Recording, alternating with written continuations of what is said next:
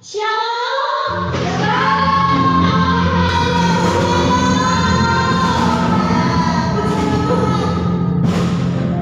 Walaupun kita tidak bertatap muka, tetapi kasih Tuhan tetap kita rasakan. Amin. Amin.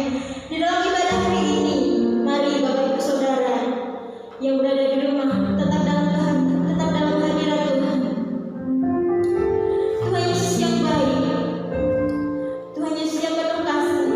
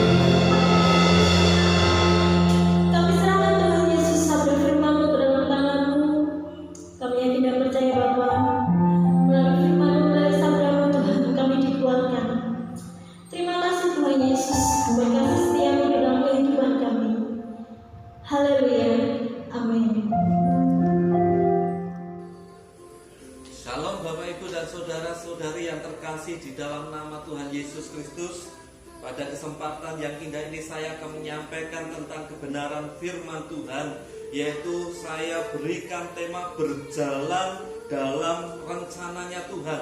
Berjalan dalam rencana Tuhan.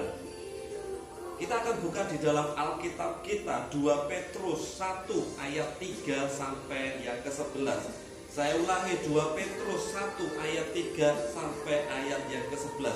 Saya akan bacakan kebenaran firman Tuhan ini. Beginilah firman Tuhan: karena kuasa ilahinya telah mengaruniakan kepada kita segala sesuatu yang berguna untuk hidup yang saleh oleh pengenalan kita akan Dia yang telah memanggil kita oleh kuasanya yang mulia dan ajaib. Dengan jalan itu Ia telah mengaruniakan kepada kita janji-janji yang berharga dan yang sangat besar, supaya olehnya kamu boleh mengambil bagian dalam kodrat ilahi dan luput dari hawa nafsu duniawi yang membinasakan dunia.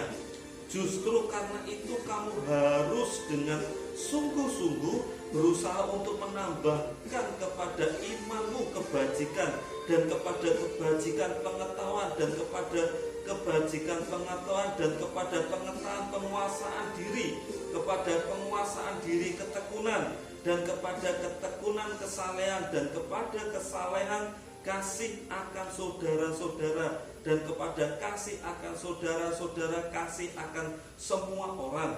Sebab apabila semuanya itu ada padamu dengan berlimpah-limpah, kamu akan dibuatnya menjadi giat dan berhasil dalam pengenalanmu akan Yesus Kristus Tuhan kita. Tetapi barang siapa tidak memiliki semuanya itu, ia menjadi buta dan picik, karena ia lupa bahwa dosa-dosanya yang dahulu telah dihapuskan. Karena itu saudara-saudaraku, berusahalah sungguh-sungguh supaya panggilan dan pilihanmu makin teguh. Sebab jikalau kamu melakukannya, kamu tidak akan pernah tersandung. Dengan demikian kepada kamu akan dikaruniakan hak penuh untuk memasuki kerajaan kekal, yaitu kerajaan Tuhan dan Juru Selamat kita, Yesus Kristus. Demikian firman Tuhan. Berjalan dalam rencananya Tuhan. Rasul Petrus ini ketika menulis surat ini ditujukan kepada orang yang percaya. Rasul Petrus juga mengingatkan keadanya guru-guru palsu yang menghasut orang-orang percaya. Rasul Petrus juga menyerukan kepada orang Kristen untuk bertumbuh supaya orang Kristen ini tidak disesatkan dengan adanya guru-guru palsu atau pengajaran palsu. Bahkan mengingatkan akan kedatangan Tuhan yang kedua. Oleh sebab itu, pada saat yang indah ini saya berikan tema berjalan dalam rencananya Tuhan. Artinya apa berjalan dalam rencananya Tuhan? Yang pertama diartikan bahwa kita ini berpegang teguh pada kebenaran firman Tuhan dan mengikuti panggilan Tuhan atau kehendak Tuhan.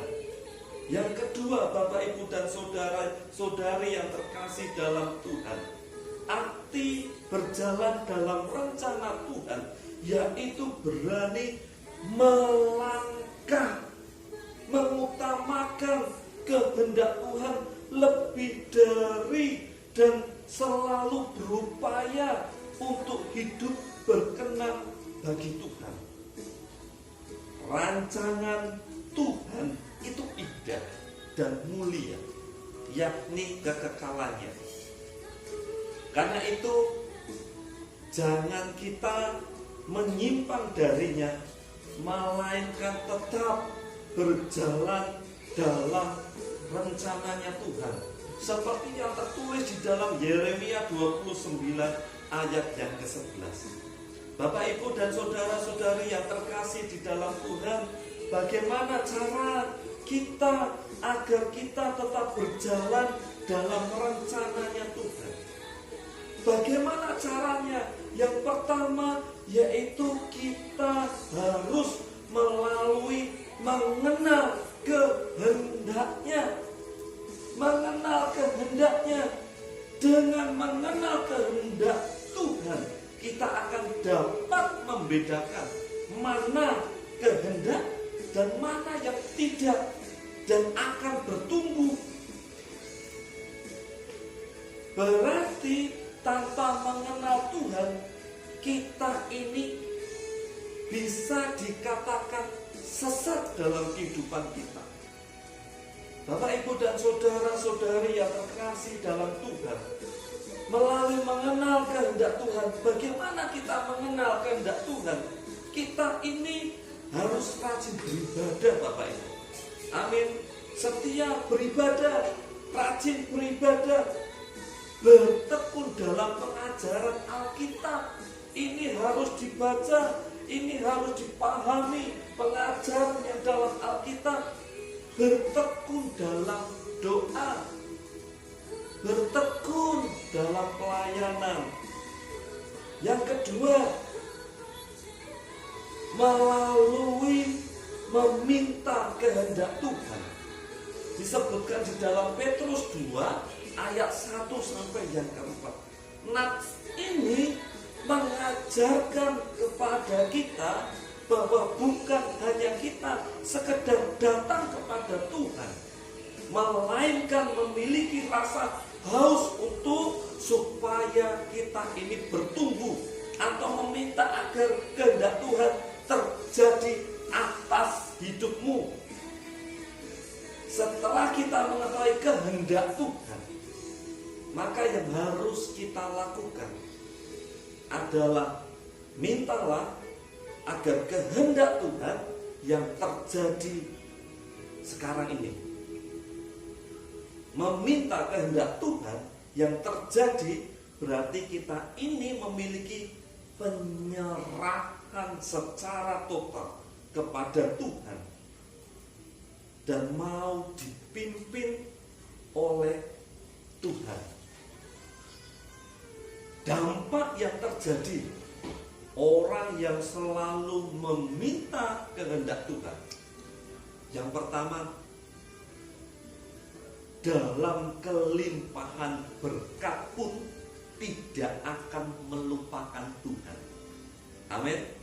Ketika kita mengalami yang namanya berkat mengalir, berkat itu tidak pernah berhenti. Kita jangan sampai melupakan Tuhan. Seringkali ketika kita diberkati, kita lupa akan Tuhan. Dampak orang yang selalu meminta kehendak Tuhan dalam kesulitan pun akan tetap bertahan. Seperti saat-saat seperti ini, adanya pandemi COVID-19 ini, kita harus tetap bertahan.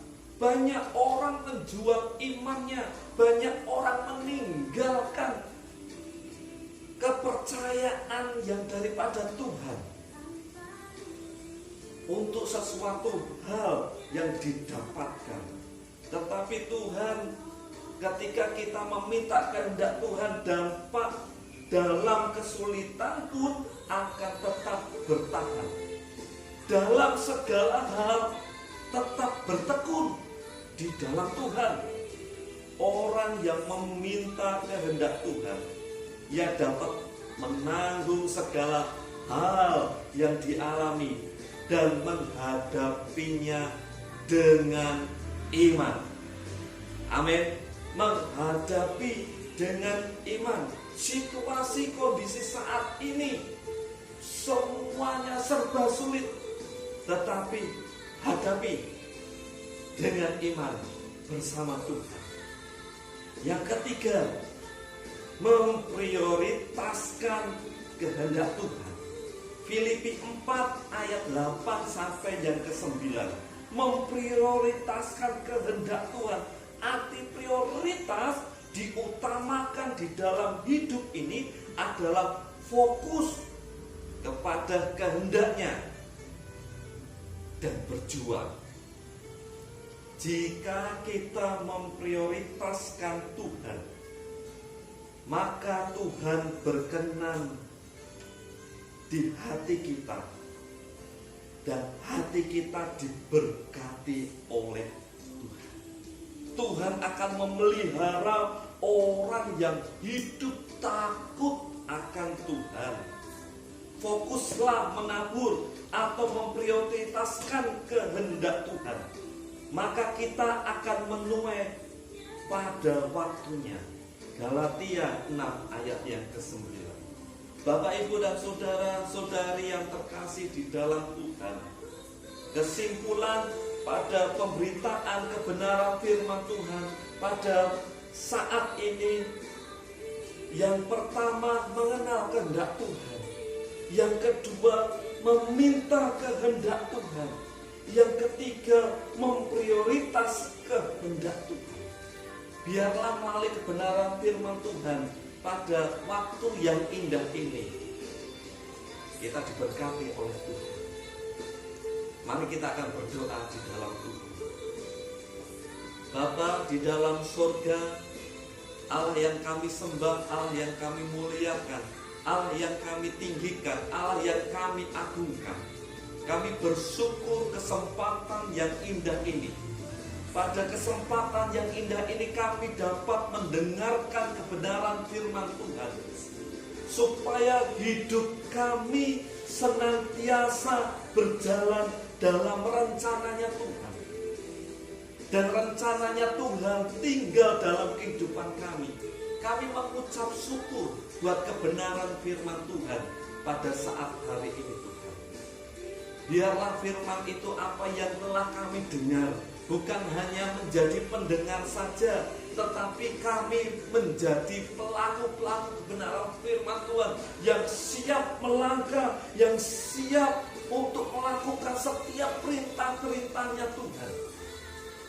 Hidup kami akan dipulihkan, hidup kami akan dibenarkan, hidup kami akan diberkati oleh Tuhan dengan luar biasa. Terima kasih buat kebenaran firman Tuhan ini Bapak. Kami mengucap syukur atas berkat yang luar biasa pada saat ini Tuhan. Firman-Mu tinggal dalam hati kami. Hanya di dalam nama Tuhan Yesus Kristus kami berdoa dan mengucap syukur. Haleluya. Amin. Bapak Ibu diberkati Tuhan pada saat ini.